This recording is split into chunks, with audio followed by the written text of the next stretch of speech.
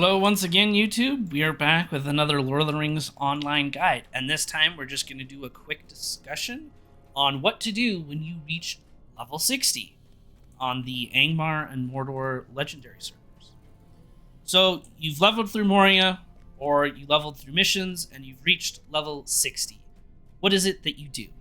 Well, then the 21st Hall, which they've now updated recently, you will have the legendary Moria rewards vendor, which, if you remember from the Angmar one, there's the legendary quest, which asks you to do a variety of tasks throughout Moria and stuff like the school and the library and some skirmishes that, and once you complete, I think, 12 of them, you earn legendary coins and virtue experience, and you can get specific character rewards. This time, there's no account-wide stuff. There's only character-wide specific things. So you'll get a character-specific Legend of Moria title, a Moria Rambler frame, and some other cosmetics. Also, that's new is the over here. So that's where the map-in point is. This is the crafting hall, this is the auction house, and this is like the vault room. There is this guy right here. You may be coming across a few skulking assassins and some orc executioners or troll titans. They will give you these bounty markers, and you barter them for these Moria bounty hunter writs. After turning in enough to reach friend reputation, each writ gives you, I think, about 200 reputation.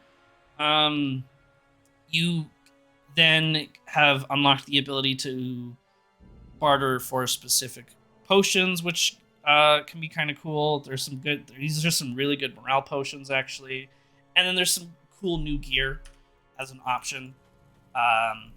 Might be really good for your class, depending on your class, but that's something that you'll have to look into yourself. And then over here is where your trainers are, which will give you specific gear. So you got Brawler, Warden, Mariner, Captain, Guardian, and Champion are over there. Berg is hiding somewhere in a corner, I think. You've got Minstrel and Lore Master. This is where you barter for your Moria gear. So by doing the Moria instances such as Grand Stair, Scumfill, 16th Hall, there's variety of more. The Watcher, you will start earning medallions of Moria, and you will earn different. You can barter for different pieces of gear. There's two different versions, kind of. There is these purple versions, which kind of come in. They're a little bit of spec specific. So, for example, for Lore Master, Robe of the Stone Student, its set bonus of 4 ties to Yellow Line, where the other stuff ties to the blue one is kind of more blue or red line. And then there's 2 3 sets, if that makes sense. So the Quill Masters, after putting on 3, you have a set bonus. And then there's the Deep Lore with, after putting on another 3, you get a different set bonus. So there's different varieties.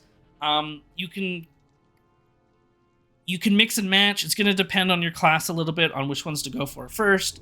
But this is where you gear. This is also where, when you defeat the Watcher, you gain specific coins. There's the Platinum Coin of Spirit and the Platinum Coin of Heart. And this is where you get the helm and shoulders for that 6th set completion, so to speak. Yeah,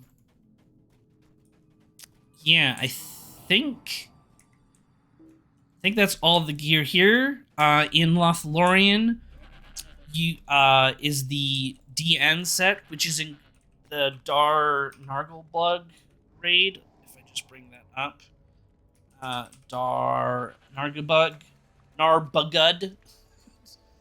This raid is extremely challenging right now.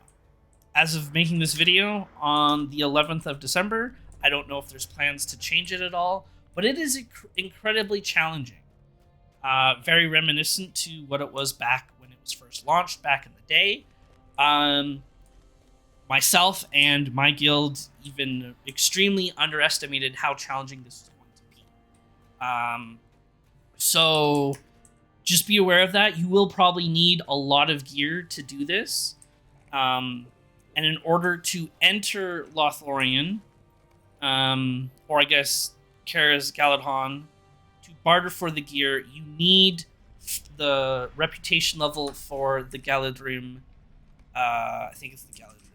Yes, this needs to be at friend level. The book quest gives you a free 10,000 rep, which is enough to go from neutral to acquaintance. So then you need another 20,000 on your own to enter Karaz Galadhon so you can barter for the DN gear.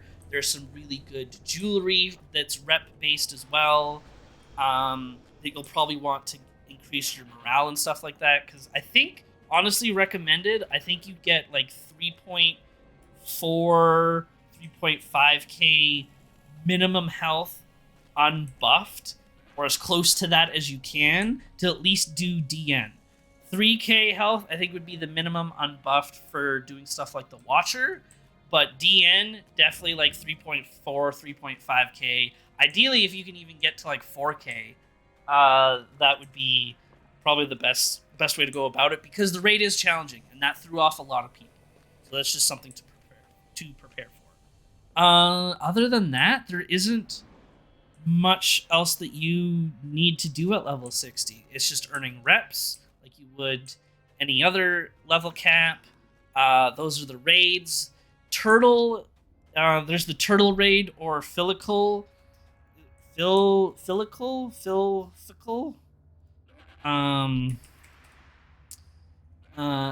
Yeah, Filical.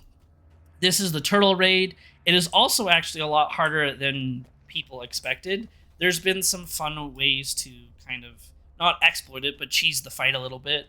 And you can go in with a whole bunch of Runekeepers and put Do Not Fall on a bunch of people and just cycle the Do Not Fall, and you'll defeat the turtle eventually. It's just a silly way to avoid a massive mechanic of the fight, but it is challenging because of how long it takes.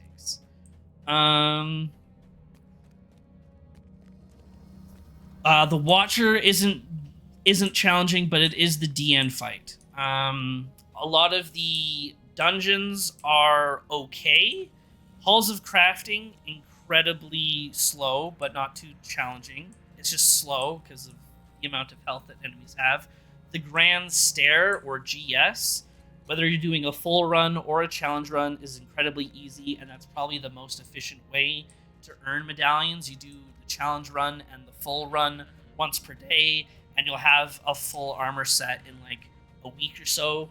And that's just doing one dungeon. You're going to be doing more than one a day, especially, on your days off on the weekends and stuff like that. 16th Hall isn't too bad. It's just long. Scumfell isn't hard, but it's a little bit more class specific, where you're going to want a lot of AoE when you make a group. Filgashin isn't too bad. You just want people to you want to stay away from fire damage in certain fights, so Lore Masters and Runekeepers don't have a lot of fun in that dungeon. Dark Delvings is incredibly hard and really frustrating. That one I would not recommend just pugging randomly, at least not the challenge mode, but even then the normal mode of Dark Delvings is incredibly hard. And it's not a fun dungeon, really. So go do that with really geared people, like minimum. Like, honestly, basically you'd be geared for a raid, and that's when you would do that dungeon, which kind of sucks, but that's just that dungeon has always been tough. I don't think there's any other let me just do a quick little glance here. If I do Moria, Dark Delving's hard. Phil Gashin, not incredibly hard. You just need to stay away from fire damage on certain fights. Philicoal is just long, and there's weird ways to cheese it. Scumfill isn't hard. It's just you need lots of AoE. Forges of Khazad-dûm is probably the second easiest dungeon. I don't count the Forgotten Treasury because it doesn't actually reward you a whole lot of medallions of Moria, if any. This is a like level 53 to level 55 dungeon. All the other dungeons are meant to be done at max level. Yes, you can do the Grand Stair at lower level. Yes, you can do Scumfill at 58. Like, there are exceptions, but Forgotten Treasury, the minimum level is 54. And it doesn't reward level 60 stuff. The other dungeons do reward level 60 gear. That's really good. Like, there's a couple of jewelry pieces from the forges that are really good for tactical classes. Halls of Crafting rewards a lot of great jewelry. But yeah, so Grand Stair is the easiest. Forges of Khazad-dûm is the next easiest. 16th Hall isn't hard. It's just a long dungeon. Like, the fights aren't long themselves compared to like Halls of Crafting, where the fights themselves are really long. But it's just a long dungeon. Scumfill isn't hard. You just need AoE, like I said. So I would definitely do Grand Stair as much as you can. And then Forges of Khazad-dûm should probably be your second one. The challenge mode for Forges is just being fast.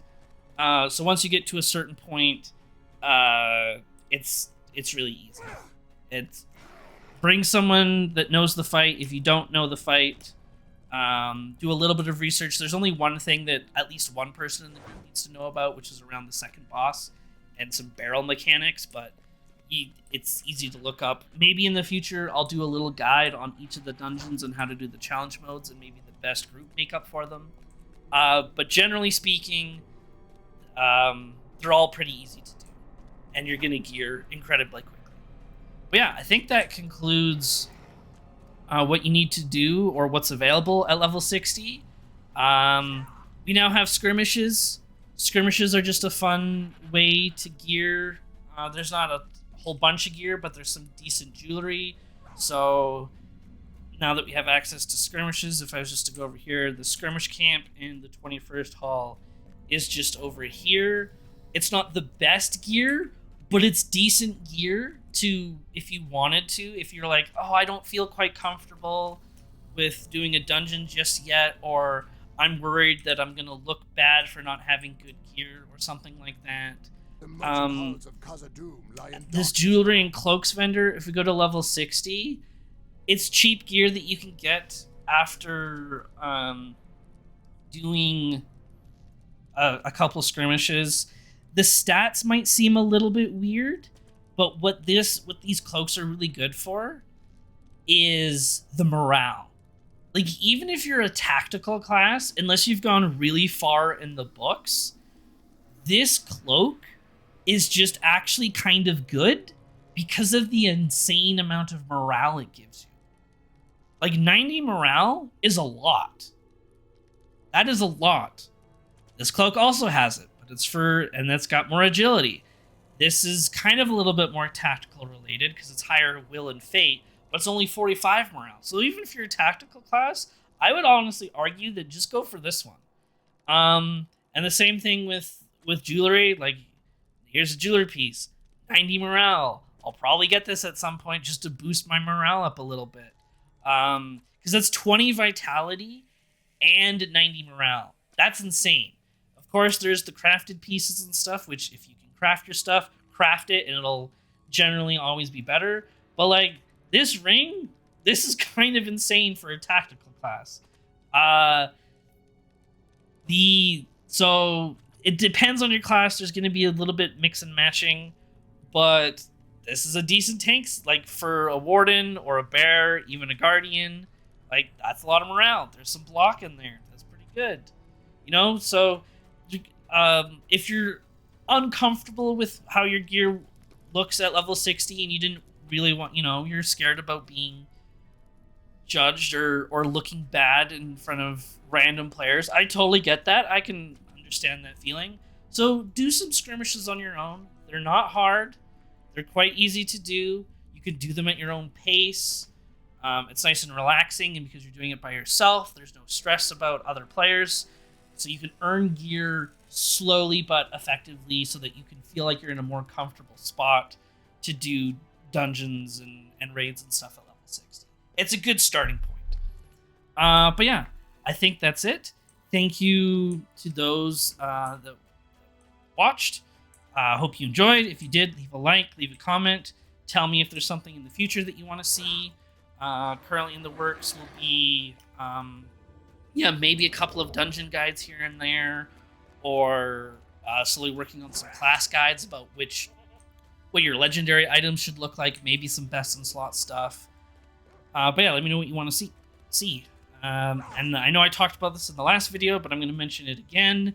I'll probably do it for all of the videos because we're in Moria. But I uploaded a long time ago a script or a story on Balin's expedition to Moria.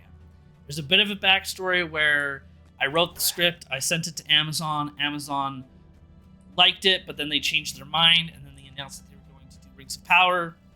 There's a whole story there, and I go into that story in those videos. But I'll leave a playlist for you to click on at the end of the video, and you can... I'd love it if you gave it a watch. There's like 9 or 8 episodes.